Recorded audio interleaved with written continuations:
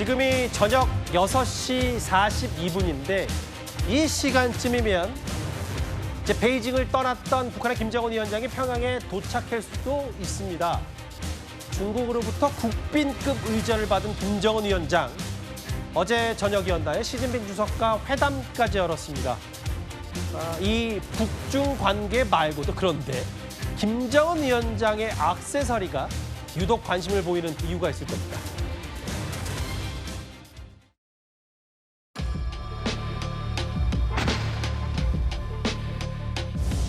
마음속 진정은 고맙습니다. 이 한마디뿐입니다.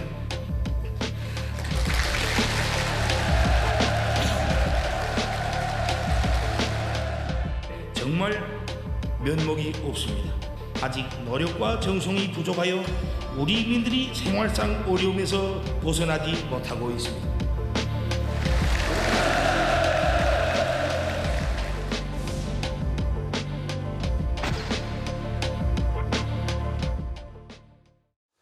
자, 푸틴 대통령과 포옹했을 때 왼손에 보였던 이 스위스 명품 시계, 이게 그 단순히 그냥 뭐 고가의 액세서리라고 보기에는 그 조한범 박사님, 백두혈통, 특히 이제 명품 사랑, 그리고 이 다른 곳도 아니라 이제 중국을 국빈급으로 의전을 받았던 곳에 이런 시계다. 어떤 의미가 있다고 보세요?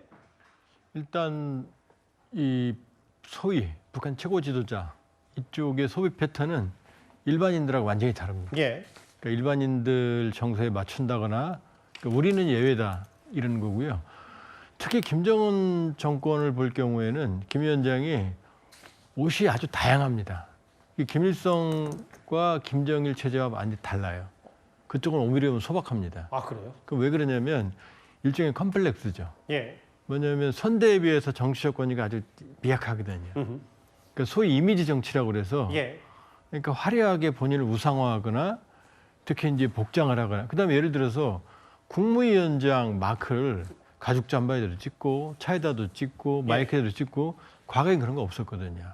그러니까 본인을 특별한 존재로 만드는 이미지 정치의 일환이 저 사치품 사랑의 한 원인이다 이렇게 볼 수 있어요. 예. 근데 이제 유독 그 김정은 때부터 두드러졌다는데 할아버지 김일성 때는 어땠는지 저희가 그 화면도 한번 잠시 준비를 했습니다.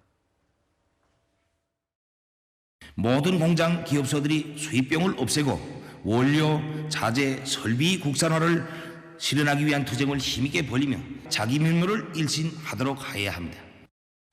김정은이가 좋아하는 시계가 저 파텍 필립이라고 스위스에서 들어가는 시계인데 그 주문 받아야 생산하는 거예요. 어머. 시계 하나에 보통 5억에서 한 10억.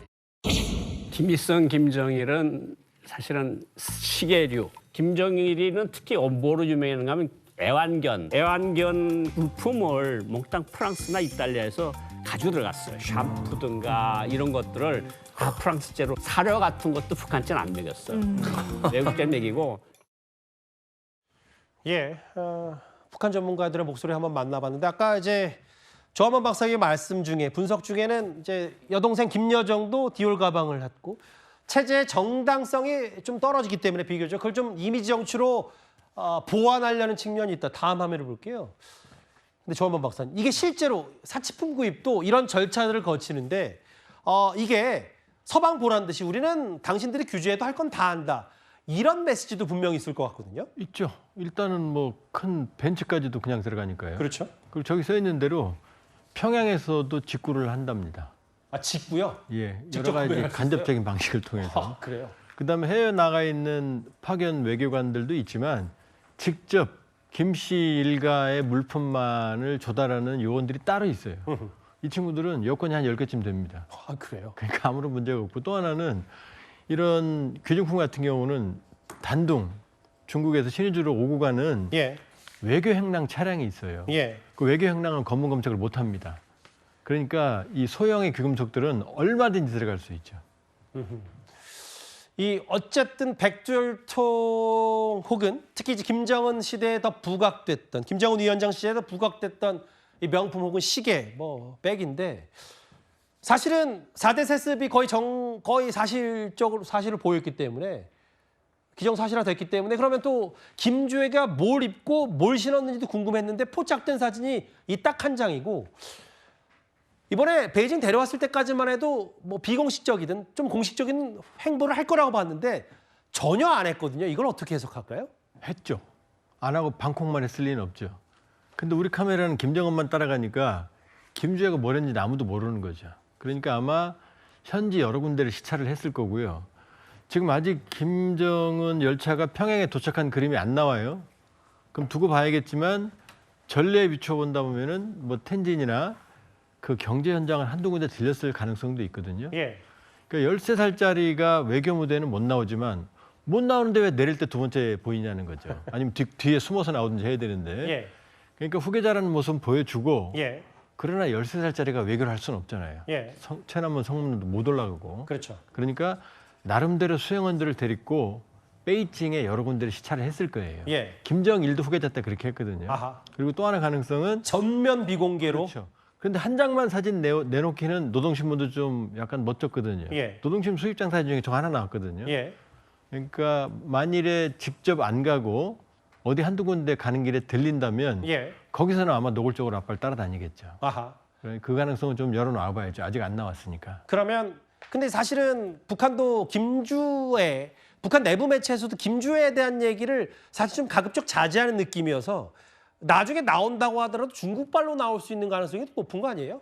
이번에도 김주애 얘기는 안 나왔거든요. 그렇죠. 그러니까 아마 사진으로 보여줄 가능성이 있고 직접 언급은 안 할 가능성이 있다. 그러면 정말 그 베이징 인근의 경제 행보를 김주애가 했다면 어떤 건지 선택적으로 노출할 거냐? 일단은 2013년생 12살의 김주애가 외교 무대를 바로 곧바로 데뷔하기에는 좀 북한 내부에서도 여러 가지 고민이 많지 않냐는 시선도 있을 것 같아요. 우원식 국회의장 말고도 대한민국의 박지원 의원도 전승절에 참석을 했는데요. 다녀와서 이런 말을 했습니다. 제가 최선희 외상을 딱 보았는데 외면을 하더라고요. 또 제가 김정은 위원장님 저 박지원입니다. 이렇게 두 번 얘기를 했어요. 한 3보, 4보 뒤도 안 돌아보더라고요. 베이징 현장에서 이제 박지원 의원 얘기는 뭐냐면 뒷좌석이었는데 두 번 불러도 안 보이더라. 최선희 외무상도 딱 봤는데 외면했다.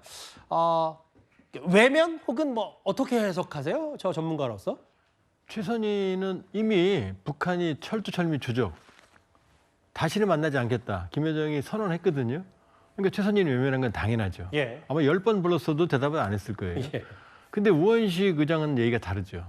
그러니까 국가를 대표해서 갖고 만났는데 김정은 얼굴 앞에 대고 악수를 청했는데 딴 데 본다고 그러면 소인배가 되죠. 그러니까 악수는 하는 거죠. 예. 그러나 의미 있는 대화는 없었을 거다. 예. 그러니까 나머지 수행원들은 아무리 떠들어도 이제 김정은이 돌아볼 일이 없는 거고 다만 우 의장 같은 경우는 다르죠. 그러니까 처음에도 그렇게 예측을 했어요.